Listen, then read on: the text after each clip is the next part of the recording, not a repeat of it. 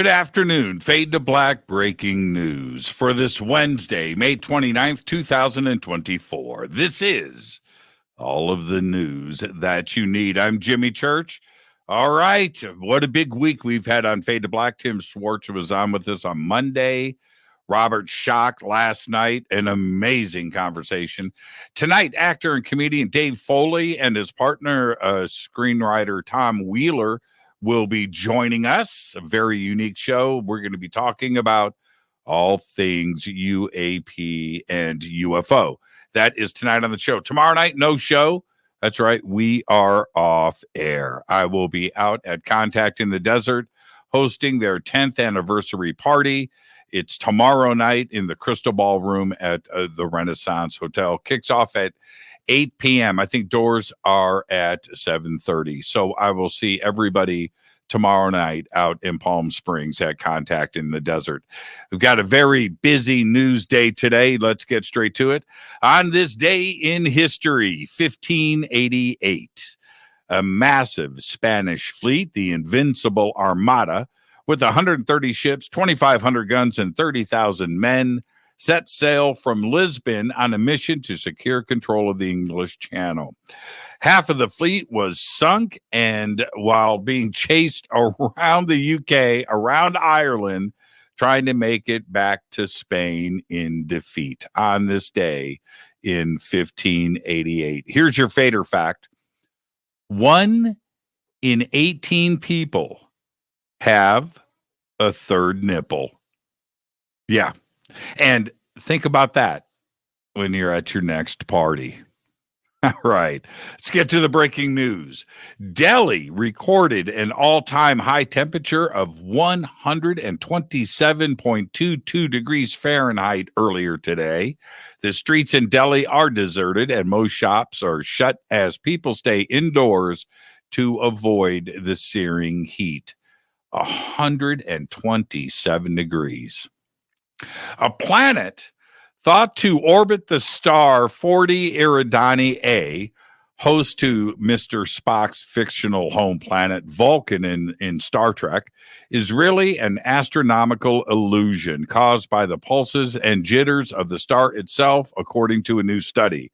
A science team led by astronomer Abigail Burrows of Dartmouth College and previously of NASA's Jet Propulsion Laboratory has published a paper describing the new result titled The Death of Vulcan. NEID reveals the planet candidate orbiting HD 26965 is stellar activity. All of this just published in the Astronomical Journal.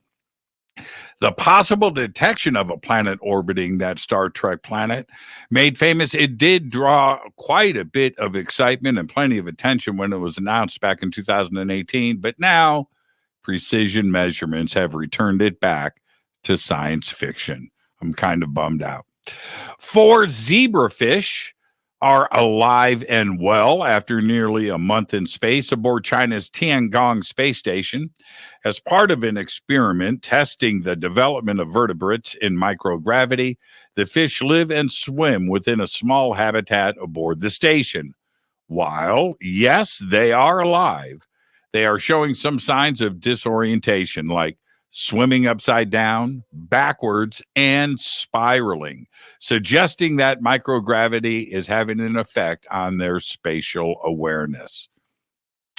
Kyoto University and Sumitomo Forestry announced yesterday the completion of LignoSat, the world's first wooden artificial satellite.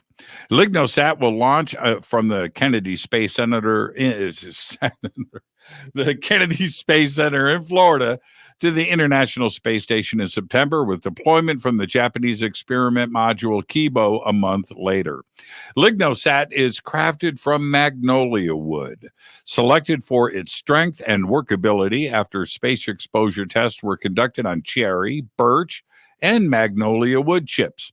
The wood was sourced from Sumitomo Forestry's company Forest. The 10 cubic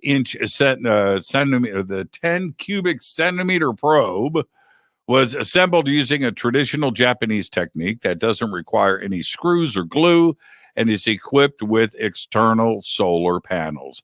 Lignosat should definitely burn up upon re-entry. That's a joke. This was just announced earlier today. 2 new giant pandas will be arriving at the Smithsonian's National Zoo in Washington, D.C. this year. The bears, named King Bao and Bao Li, a pair of 2-year-old black and white pandas, will arrive by the end of 2024 through a partnership with the China Wildlife Conservation Association.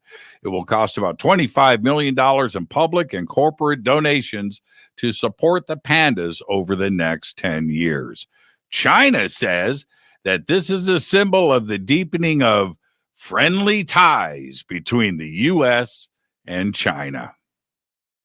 Voyager 1 has resumed returning science data from its 4 instruments for the first time since a computer issue arose with the spacecraft back in November of 2023. The mission's science instrument teams are now determining steps to recalibrate the remaining 2 instruments, which will likely occur in the coming weeks. The achievement marks significant progress towards restoring the spacecraft to normal operations. Remember, launched in 1977, Voyager 1 and its twin Voyager 2 will celebrate 47 years of operations later this year.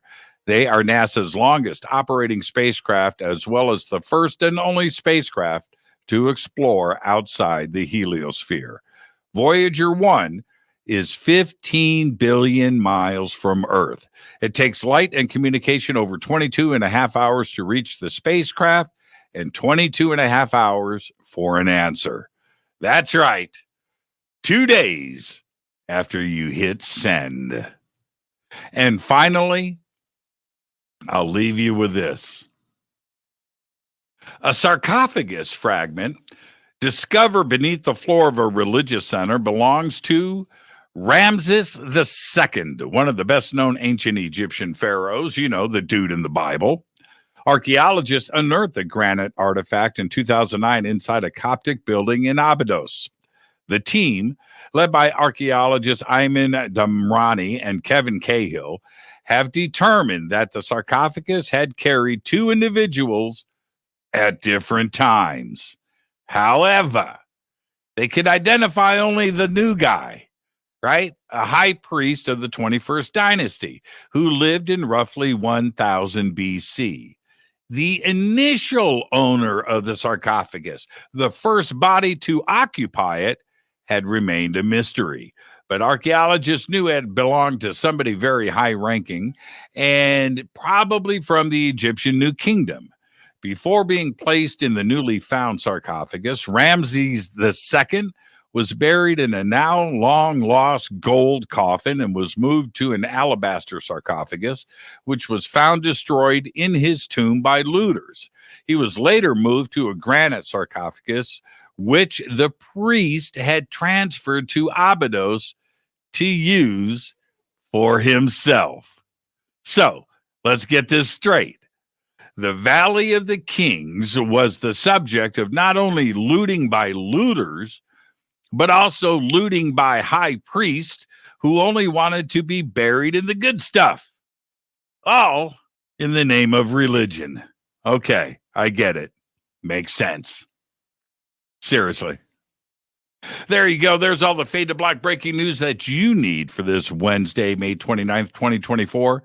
Fade to Black breaking news is produced by Renee Neumann. I'm Jimmy Church. I want to remind everybody that tonight on the show, we have actor and comedian Dave Foley and his partner, Tom Wheeler.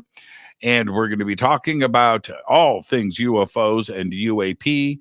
And then tomorrow, I head out to Contact in the Desert. Tomorrow night, we are off air. Until then, all I've got is go Backley Tappy.